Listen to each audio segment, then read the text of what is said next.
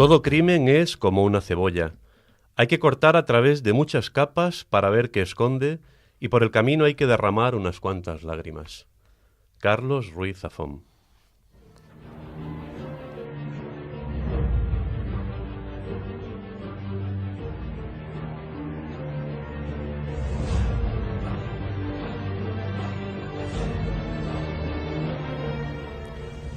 En el programa de hoy vamos a analizar un terrible suceso que ocurrió en el año 1990 y que conmovió a toda España debido a la crueldad de los hechos. Vamos a hablar del crimen de Almansa. Y para realizar un riguroso análisis de lo que sucedió y de muchas de las implicaciones que derivaron del propio crimen, nos acompaña Gabriel Carrión, que es periodista, escritor y conocedor del mundo oculto de la España más negra y profunda.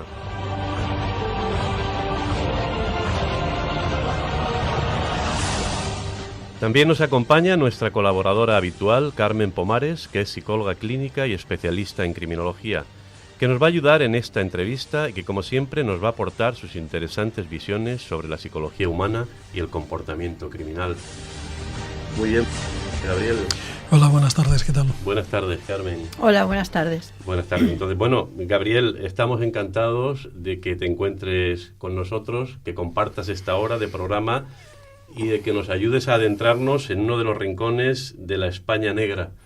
Bueno, para mí es un placer venir aquí. Estuve ya en una ocasión con algunos colaboradores. Uno de ellos, tristemente, me consta que ya no está entre nosotros, que siguió viaje, desafortunadamente. Y bueno, pues cuando recibí la invitación de estar aquí, la verdad es que me pareció interesante por dos motivos. El primero, por compartir con vosotros un rato, por la amistad que nos une. Y en segundo lugar, porque, bueno, hablamos de una época oscura, pero donde había cierta permisividad para poder hablar abiertamente en medios de comunicación sobre casos de este tipo. Desafortunadamente, hoy en día ya parece ser que muchos medios de comunicación procuran ser, menos críticos y no se adentran en este farragoso mundo que todavía subyace y en el cual desafortunadamente nos hemos ido manejando algunos a lo largo de los años. Bueno, vamos a entrar ahora enseguida en materia, pero antes me permitís que aclare a los oyentes que Gabriel Carrión es periodista ilicitano, investigador y escritor. Gabriel, sabemos que además has colaborado en numerosos programas de radio y televisión. Sí, la verdad es que en mi caso ocurre todo al revés. Yo soy una persona, la gente que me conoce más íntimamente lo sabe, que nunca se ha vendido, es decir, no he tenido demasiado interés.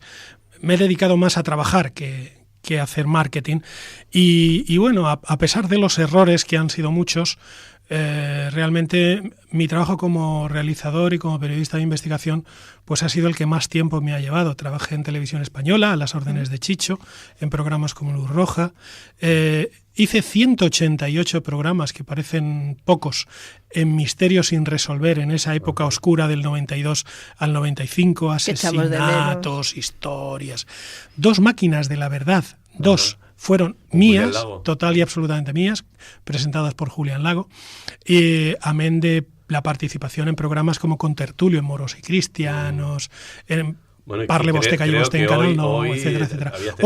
Hoy estaba invitado en Televisión Española a un programa que se llama Hora Punta, que no he visto, llevo algún tiempo medio retirado, pero al final no, me lo dijeron ayer con cierta premura y tal, y decidí desistir. Bueno, el tiempo dirá si tengo que volver a estar delante de la pantalla en alguna ocasión o no. Tampoco pasa nada. Muy bien. Además, ahora te dedicas sobre todo a escribir. ¿Estás escribiendo? Bueno, fundamentalmente a escribir y a gestionar temas relacionados con la violencia de género y con otros proyectos relativamente personales. Sí. Bueno, pues si te parece, Gabriel, nos gustaría que nos empezásemos ya con el tema, con el terrible suceso del llamado crimen del exorcismo de Almansa, que sucedió, como hemos dicho, aquellos días terribles de septiembre de 1990 en la población albaceteña de Almansa. Sí, yo creo que hay una pequeña crónica en uno de los libros que publiqué en su momento, que en su capítulo 6 referencia al caso Almansa, que tal vez podría servirnos, si me permitís, de introducción clara para situarnos dentro del tema. Entendiendo que hablamos de 1990. Es la época donde los radioescuchas se tienen que situar para entender el horror que me imagino vamos a empezar a contar de aquí a unos minutos, ¿no? En la noche del 18 de septiembre de 1990, a manos de su madre y 2 amigas, murió Rosa, una niña que contaba tan solo 11 años en aquella época. Este año cumpliría 38. La justicia, después del brutal asesinato para muchos, dejó en libertad a las causantes de aquel horrendo crimen, aduciendo que las causas habían sido una enajenación mental transitoria. Solventaron el juicio en 7 horas. No hubo más en 7 horas. Todas ellas, con mayor o menor fortuna, salieron en libertad y hoy gozan de una vida relativamente relajada. El crimen fue horrendo y ahora pues seguiremos las pautas que tú marques para adentrarnos. Sí, porque esto ocurrió, como hemos dicho, durante varios días. Parece que se estuvo gestando durante varios días. El crimen sucedió el día 18, pero parece ser que, bueno, situamos a los oyentes, estamos hablando de Almansa, de una población entonces con unos 20.000 habitantes. Y una cosa muy curiosa, cerca de 400 personas dedicadas al curanderismo. Almansa está en una comarca donde en aquella época había muchísimos curanderos, grupos espiritistas, grupos de religiones nacientes. Almansa, además, concretamente tenía varios grupos de relativa importancia relacionados con el espiritismo, pero recibía, y no debemos pasarlo por alto, la gran influencia de la vecina localidad de Villena. Rosa, la madre de la niña, se inicia en Villena con un personaje que se llama Enrique, al que muchos consideraron en su momento gran culpable de las ideas transgresoras que acaban con la vida de Rosa, de la niña, pero al que nadie citó, al que nadie investigó y al que nadie llamó. Es decir, Rosa acudía a Enrique el de Villena para adoctrinarse, para aprender las técnicas de sanación, de curación, los diversos exorcismos y, bueno, para situarse dentro de las creencias radicales que este hombre le implantó. Citar también que sobre Villena existe una tesis de un farmacéutico, de un estudiante de farmacia en la Universidad de Alicante, relacionada con el tema del espiritismo en dicha localidad, que llega a mis manos también en esa época, concretamente en el año 91. Es decir que, bueno, estamos en una zona donde no debemos olvidarnos la gran influencia que tiene el florecimiento de este tipo de prácticas.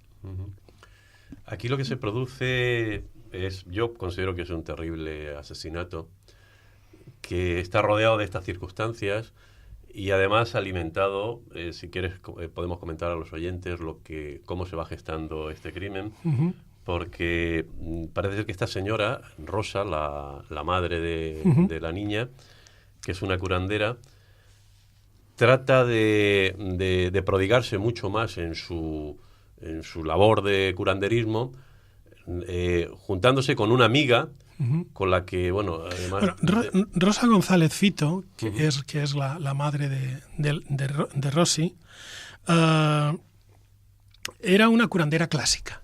En Almansa pues arreglaba huesos, arreglaba mal de ojos, arreglaba problemas relacionados con rupturas emocionales. Y además de mucho éxito, claro, porque retira al marido. El marido al final comenzó a estar allí con ella, vigilando un poco la caja de las perras, como se decía en aquella época. Y bueno, Rosa va creciendo a lo largo de los meses y bueno, poco a poco va iniciando a una mujer que la ayuda poco a poco en la curandería, que era María Ángeles Rodríguez Espinilla, compañera suya en el terrible acto, a la que supuestamente había curado de un cáncer.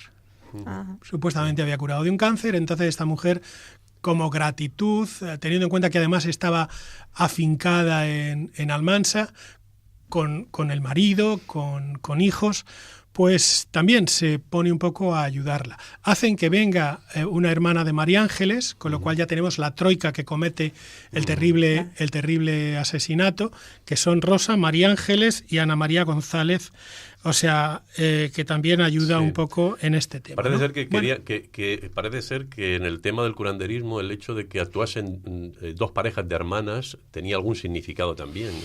Bueno, lo que está claro es que en todas los crímenes rituales o las historias relacionadas con la década de finales de los 80, de principios de los 90, las ideas delirantes que acompañan los asesinatos nunca deben ser tenidas en cuenta. Es decir, yo creo que los aspectos espirituales en aquel momento confundieron mucho a todo el mundo. Es decir, ¿cómo se pueden tener creencias tan delirantes, ¿no? Y entonces la gente, pues, frente a que las creencias delirantes de este tipo de personas eran imposibles, siempre decían lo mismo, sobre todo los psiquiatras. Bueno, para creer eso hay que estar loco. O sea, no se puede pensar en estas cosas, ¿no? Y entonces, con el paso de los años, pues a todo lo que ocurrió se le ha tratado de dar un significado. Pero el significante fue muy claro. En un momento determinado, creyéndose, como suele ocurrir a mucha gente que hace este tipo de prácticas y las lleva a la perversión, se creyeron por encima del bien y del mal.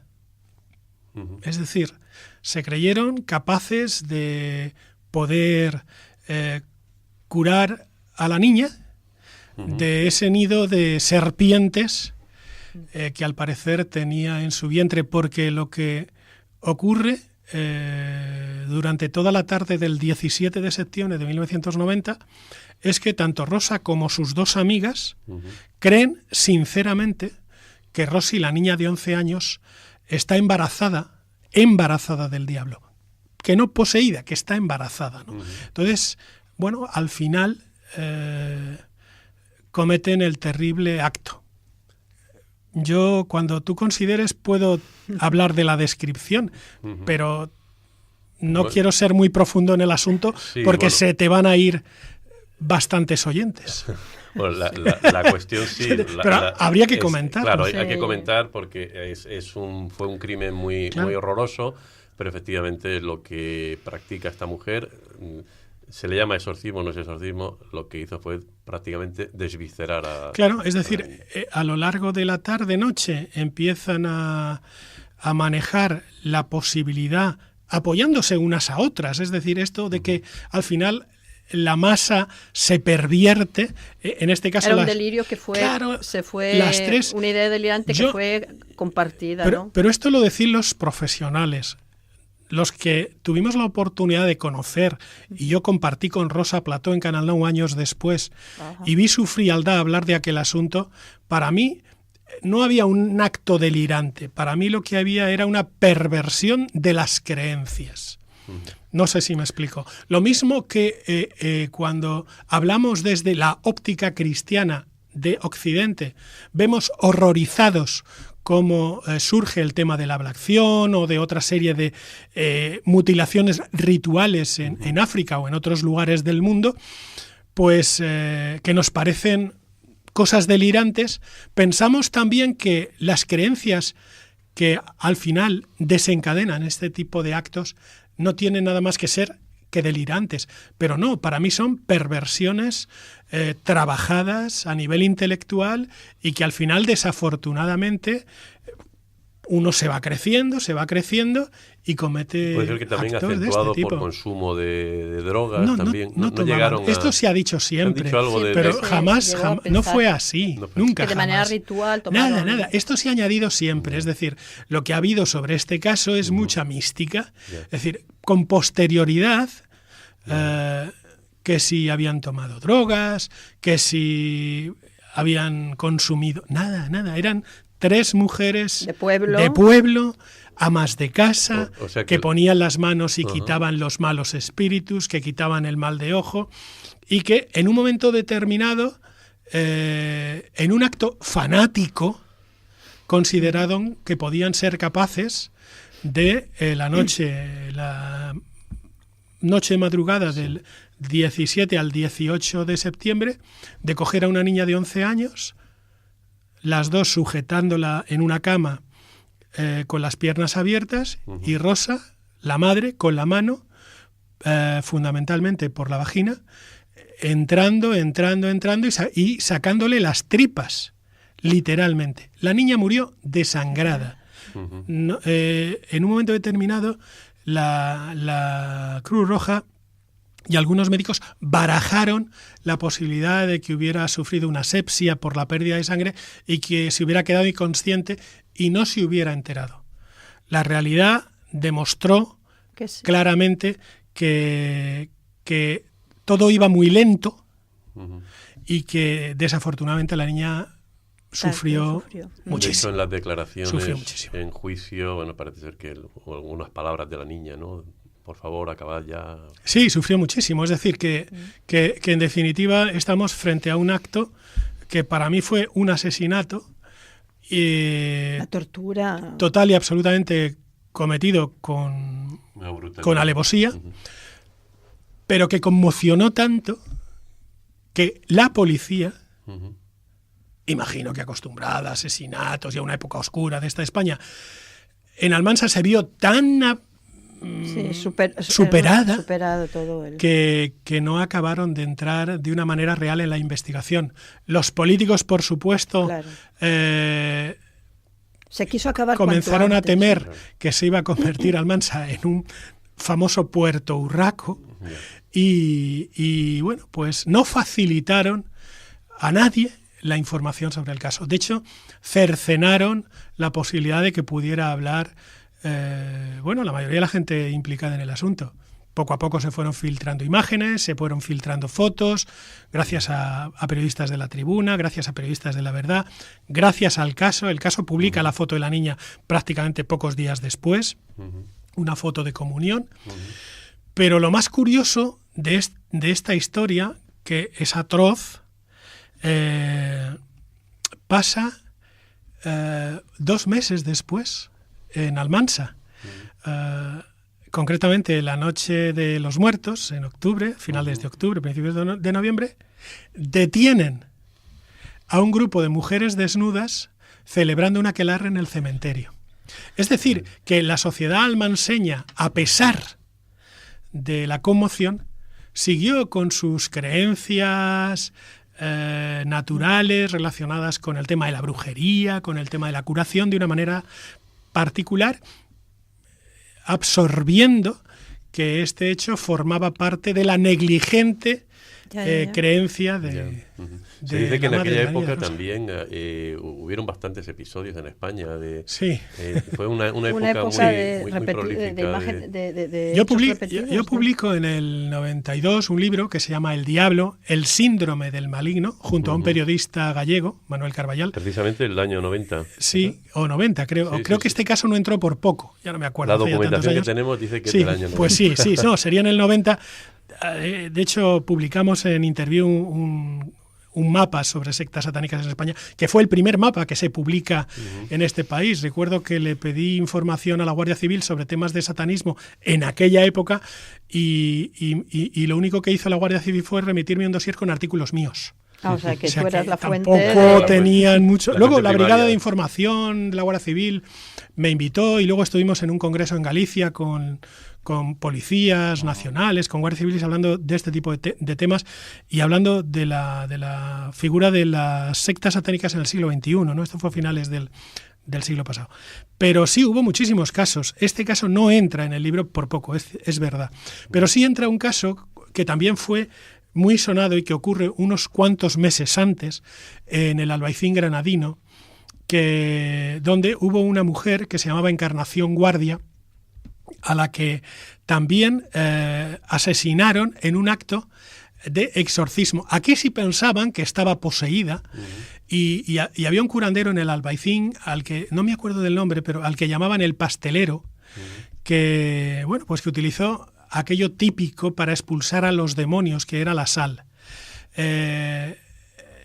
Encarnación Guardia entró consciente, quiso participar del tema, ella sentía que estaba poseída y le empezaron a meter, con perdón, lavativas de sal con agua por el culo. Acabó muerta. Es decir, la sal poco a poco sí que produjo una conmoción orgánica y falleció. y además falleció en lo que se llamó un ritual de exorcismo, ¿no? El pastelero fue muy, muy comentado, fue detenido y, bueno, yo estuve en el Albaicín, en el libro sobre el diablo sí sale una foto mía con una cámara en la puerta de la casa y recuerdo que el personaje era muy curioso, ¿no? Cuando hablamos de las creencias y de cómo se pueden transmitir a la sociedad, en este caso es muy curioso. El pastelero tenía fama de que era capaz de quitar el diablo a los poseídos.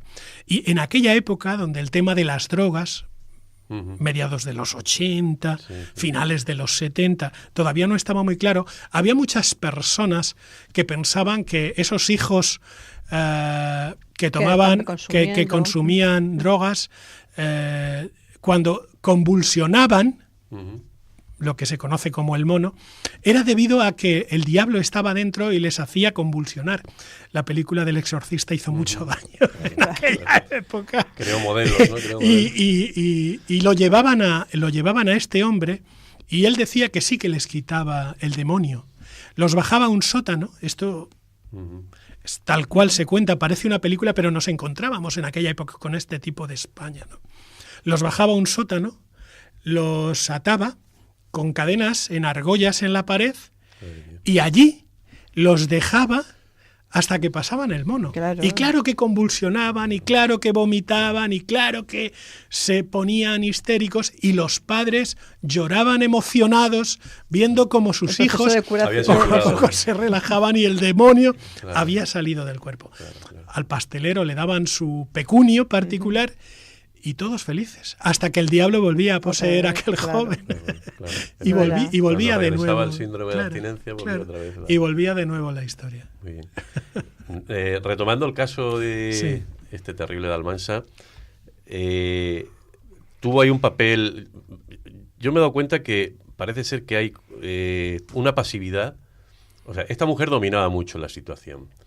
Porque, por ejemplo, el marido tiene cierta pasividad hasta que ya por la mañana ya oye los gritos de la niña. Él conoce que están realizando algo con claro, su hija pequeña. Lo que hay es una devoción al líder. Es decir, Rosa era la líder de un pequeño grupo al que podríamos calificar de sectario. Si la líder dice que eso es lo que hay que hacer, pues todo el mundo la cree. Es decir, nadie va a dudar de la capacidad para entender los procesos espirituales o de posesión que está viviendo la niña. Es su madre, no le va a hacer daño. Su madre solo quiere el bien para la hija, solo quiere el bien. De hecho, Rosa solo quería el bien para la niña. ¿Qué es lo que ocurre? Que cuando Rosa se encierra en la habitación, después de una tarde turbulenta,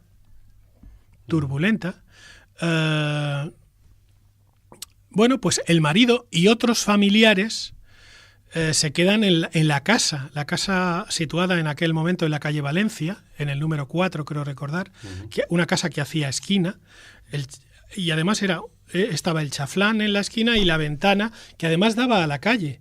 Yo recuerdo los testimonios de alguna vecina que decía, yo es que he escuchado los gritos, pero sinceramente no pensaba que estaba ocurriendo nada. Yo reconozco que me enfadé mucho con una señora y le dije, mire usted, si usted escucha a una niña gritando, me están matando o está llorando, chica, llame usted a la policía, no sé, aunque solo sea por aquello de cubrirse las espaldas, ¿no? Pero había una pasividad general en el entorno y bueno, de hecho, durante todo el proceso del asesinato, durante muchas horas, nadie tira a la puerta. O sea, nadie, todo el mundo asume que hay que rezar. Efectivamente. Y que hay que rezar y que hay que rezar y que Rosa, que es su madre, sabrá perfectamente lo que está haciendo. ¿Qué es lo que pasa? Que en un momento determinado, cuando el proceso de vaciado, de desviscerado de la niña es total y ella comprende de una manera más clara que la idea que ella tenía es irreversible, entonces sí que empieza a darse cuenta de que a lo mejor sus creencias eran falsas. Entonces, ¿qué es lo que ocurre? Que ahí, cuando ella ya se da cuenta de que sus creencias pueden ser falsas y que asume el hecho de que ha matado a su hija, es cuando el cerebro hace crack.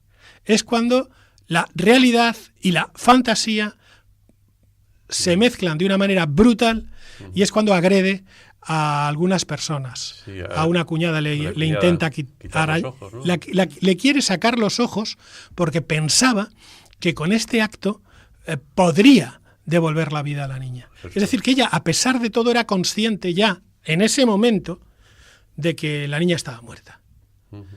Y huye. Ella no se queda allí. Al comprender la gravedad de la situación, huye. Por eso a mí me sorprende luego el veredicto del tribunal. La audiencia provincial de Albacete, que es la que, como nos has dicho, que en tan poco tiempo, ¿no? 7 horas. El juicio en 7 horas. Una panda de cojonados. Llega a la conclusión de que todos sufren un trastorno mental.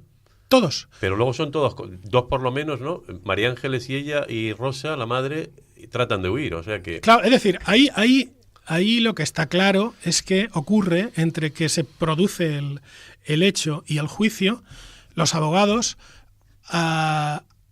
con ellas trabajan la defensa, apoyadas por los psiquiatras que hacen los análisis, por la propia policía, desafortunadamente, por la justicia, la fiscalía y los políticos de Almansa. En fin, nadie quería que ese juicio durase más allá de lo que duró. Nadie. Y se hicieron, me consta con posterioridad, se hicieron todas las presiones posibles para que eso fuese así. Huyen, o sea, ya tenían previamente y aplican lo que en su momento dio título a mi libro, el síndrome del maligno. Es decir, si uno dice en un juicio, en aquella época, que es que ha oído voces y se ha sentido poseído y no recuerda nada, claro, en una España tan compleja en esos momentos, con otros intereses más importantes que estos horrorosos crímenes, pues claro, y más en este tipo de asesinatos que no eran normales. O sea, porque si uno se va a Puerto Urraco y hay 2 becerros que cogen una escopeta y se lían a tiros, pues ya está. Venganza familiar. Es más, y esto está grabado en vídeo y yo lo saqué en un reportaje. Yo voy a hacer una entrevista pocos días después a Luis Bonete, el periodista de La Tribuna que saca las imágenes en Informe Semanal, y estamos situados en la misma puerta. Los padres de Rosa, los abuelos de la niña, viven en la misma calle Valencia, 6 casas más allá. En un momento determinado de la grabación, Luis está en la puerta, yo estoy enfrente, el cámara, el operador de vídeo. Le estoy haciendo las pertinentes preguntas y nos vemos una moto que viene para nosotros. En fila contra la cámara. La podemos coger por casualidad. Vale. Todo esto grabándose. Sí. El hombre se pone delante de mí y me dice, como no os vayáis, voy a por la escopeta y bajo y os pego 3 tiros. Yo no le hice mucho caso, pero Luis, que es del pueblo, me dijo, bueno, yo no sé si tenemos que hacerle o no caso, pero por prevención tal vez deberíamos de irnos. Lo que sí que es cierto es que el hombre fue y volvía con la moto cuando nosotros subimos en el coche y no nos esperamos a ver el asunto, ¿no? Pero esto nos da la medida de la tensión que se vivió en aquel pueblo. Hay grabaciones de mujeres y de hombres. Yo hice una encuesta en el pueblo, imágenes que luego se han utilizado en vídeos y tal, que no las he hecho yo, las cogieron y lo han fusilado, donde había mujeres y hombres que decían, ¿no?, que la dejen suelta por el pueblo. El caso es que las soltaron, las declararon inocentes en el juicio. A una de ellas la soltaron en el mismo proceso, allí mismo, y a las otras 2 las metieron en un psiquiátrico. Es muy poco tiempo, y además, la que más tiempo fue Rosa Fernández. Sí, ¿no? pero muy poquito. 3 años. El diagnóstico de las... Es enajenación mental transitoria. Enajenación mental transitoria. Que además se pasó. Es decir, que en cuanto estuvieron en el hospital psiquiátrico, tardaron un mes en estar curadas técnicamente. Claro. Y ya con posterioridad salieron. Una de las participantes se marcha a Valladolid. A las 3 las expulsan de Almansa con el... No pueden volver, con orden de alojamiento. Pero el destierro formaba parte de la de la sentencia. Sí. Claro. Sí, pero bueno, mejor que se fueran porque... Sí, claro. Una de ellas, María Ángeles, la participante que ayuda a Rosa, supuestamente curada de cáncer, una vez que sale se viene a Elche, es acogida por unas monjas, Yo publiqué fotos de ella y de una hija suya en una parada de autobuses en Elche, y Rosa se fue a Alicante. Luego acabó viviendo en un pueblecito de la zona de Valencia, donde sigue. Es curioso que María Ángeles en el psiquiátrico da a luz a un hijo, y bueno, la verdad es que a mí me pareció realmente todo aquello vergonzoso. Estuvimos intentando entrevistar al alcalde y nos echó con cajas destempladas del municipio. Aún hoy, y lo digo con toda exactitud, aún hoy, si tú vas a Almansa y hablas del caso, te declaran persona non grata. Es tabú todavía. Nadie y claro, la condena. Volviendo a la víctima, porque aquí todo el mundo nos hemos ocupado de La Rosa. De la niña. Es que es terrible. La niña, una niña perfectamente normal, que vivía también dentro, quiero decir que también el que no viera como cosa extraña, el que su madre practicase, o sea, también vivía en ese mundo envuelta, o era ajena, no se puede llegar a saber. No. La niña, porque su madre era curandera, quiero decir, tampoco... Claro. Bueno, de todo lo que forma parte del pueblo se ve que era una cosa bastante normalizada. Vamos a ver, hay que entender que el mundo de las creencias forma parte activa de nuestra sociedad. Nosotros bueno, en ese momento, en esa época. Pero en general, nosotros tenemos una fascinante Semana Santa, sacamos imágenes a la calle, tenemos eventos religiosos, tal, es decir, por lo tanto, si tus mayores, pues... Tus padres, tienen ese tipo de creencias que además no son muy lejanas a las creencias normales, porque al fin y al cabo estamos hablando de personas. Bueno, en el caso de Rosa, ella tenía, no hablemos de, porque nos meteríamos en un debate que indudablemente tengo ganado, pero tendría clara una cuestión, es decir, Rosa vivía rodeada de imágenes, pues la Virgen de tal, la Virgen de cual, un busto de Cristo, es decir, que el tema de ese tipo de creencia no está tan lejano de lo que creemos normalmente. El tema de echar, el tema de arrojar a los demonios del cuerpo, pues es un tema bíblico. No debemos olvidar que yo estudié en un seminario en Madrid, y en un seminario católico. Tengo muy claro ese tema, el concepto del demonio, el concepto de la serpiente. Indudablemente, cuando uno estudia teología sabe perfectamente cuál es el simbolismo real de todo eso, pero la gente de la calle, el 90% de los creyentes no lo saben. Por lo tanto, son aspectos creenciales que están ahí. Y si están ahí y al final, bueno, pues forman parte de lo cotidiano. Si tú vas a una iglesia y te encuentras de golpe y porrazo a un cura que te habla pues del demonio, o de que hay que ser prudente porque la tentación, en sermones, en según qué momento del año, pues todo eso forma parte de tu creencia normal. En el caso de la niña, era una niña que había hecho la comunión. De hecho, la foto que publica el caso y la primera foto que se pone en la lápida del cementerio es de ella vestida de comunión. Pues tiene muy claro que las creencias están ahí, que los espíritus están... Y ella se fía de su que madre. Van al cielo, y su madre además pues atiende a todo tipo de personas que luego ven la iglesia... Que van allí. Yo hay una especie de sincretismo también con un curanderismo oscurantista, con prácticas extrañas. Quiero decir que forman parte de personas iniciadas dentro de un mundo, oculto. No, Rosa no hacía prácticas extrañas. Eso es lo que se ha querido vender. Pero Rosa quitaba el mal de ojo. Y el mal de ojo lo quito hasta yo. Porque una vez me enseñaron una oración que supuestamente lo quita. Chicos, lo quita la señora Asunción, que es mi madre. Mi abuelo, republicano de izquierdas, más rojo que el copetín de Bullas, teóricamente era curandero en San Antón, pero era curandero porque había sido carnicero. Entonces él iba a los mataderos a testar las reses que luego vendía en la carnicería, y cuando pasaba los dedos detectaba los huesos que estaban bien. Y muchos jugadores del Elche de la época de los 70 venían a casa de mi abuelo a curarse una 15, una historia, porque de un día para otro estaban curados. Eran los algebristas. Y mi abuelo no era creyente ni practicaba ningún tipo de sincretismo. Y en el caso de Rosa eran 3 cosas. Lo que pasa es que en un momento determinado, pues esas 3 cosas se acabaron... acabaron dándole una seguridad al alcance de muy pocos. Es decir, en esto te voy a poner un ejemplo que a mí personalmente me parece fascinante.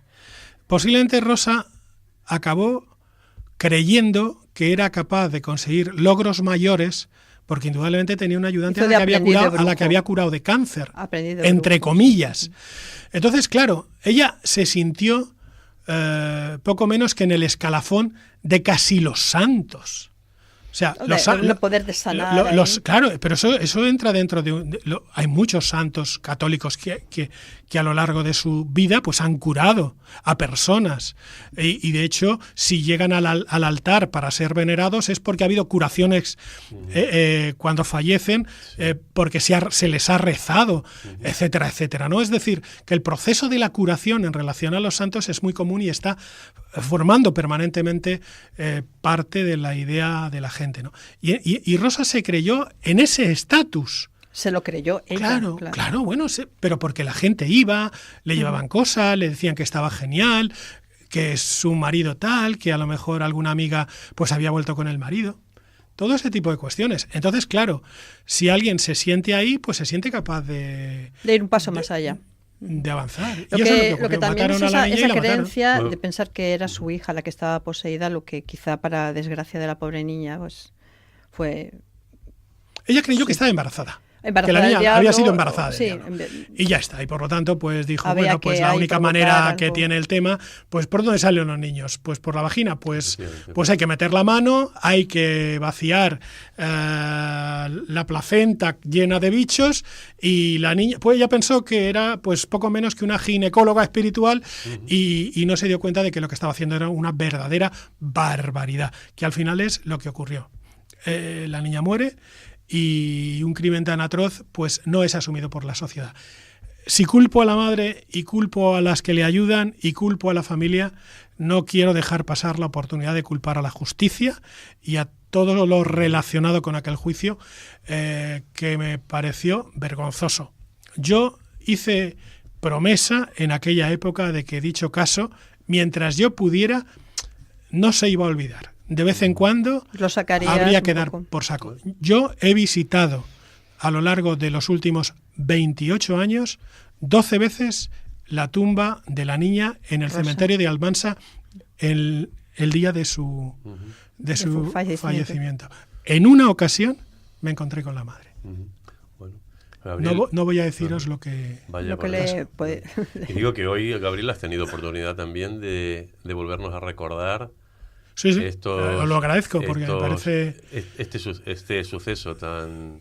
Es un suceso atroz que forma parte de un mundo complejo que, bien llevado, puede formar parte de la sociedad de una manera normal, pero que a veces es conveniente saber que la incultura de quienes practican determinadas cuestiones es muy peligrosa. Siempre lo decimos, la ignorancia es muy, muy peligrosa. Muy bien, Gabriel, pues muchas gracias. Si te parece, vamos a hacer un punto y seguido.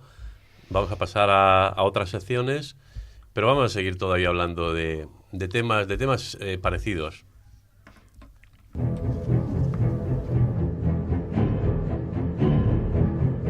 Dossier Crimen con José Antonio Corrales.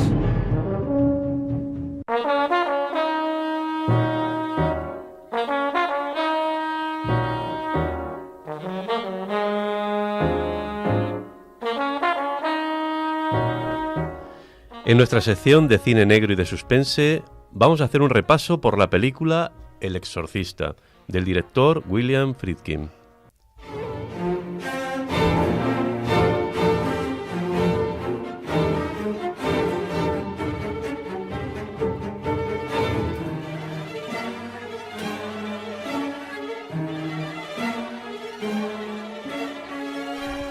El Exorcista es una película estadounidense de terror del año 1973, dirigida por William Friedkin sobre un guión del escritor de la novela homónima William Peter Blatty.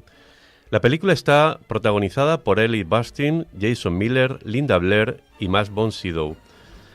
El film relata los hechos acaecidos tras la posesión diabólica de Regan McNeil, una niña de 12 años de edad, y del exorcismo al que fue sometida por el sacerdote Padre Carram. Es considerada una de las mejores películas de su género Y tanto por su temática como por su contenido fue muy aceptada, pero también muy criticada, tanto por el público como por la propia crítica. Obtuvo 4 Globos de Oro y 2 premios Oscar, uno de ellos al mejor guión adaptado. Según Peter Blatty, el autor de la novela, el argumento se inspiró en un hecho real sobre el que trabajó cuando estudiaba en la universidad durante el año 1949. En esta película, la niña Linda Blair interpreta un inquietante papel que la hizo famosa y que sentó las bases de posteriores películas sobre posesiones demoníacas. Vamos a escuchar un turador corte de la película en donde Regan, la niña poseída, conversa con el padre Carran antes de que éste proceda a realizar el rito del exorcismo.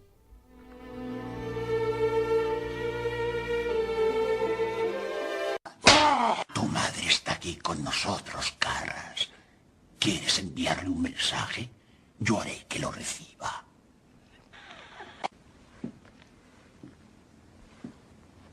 ¿Cuál era?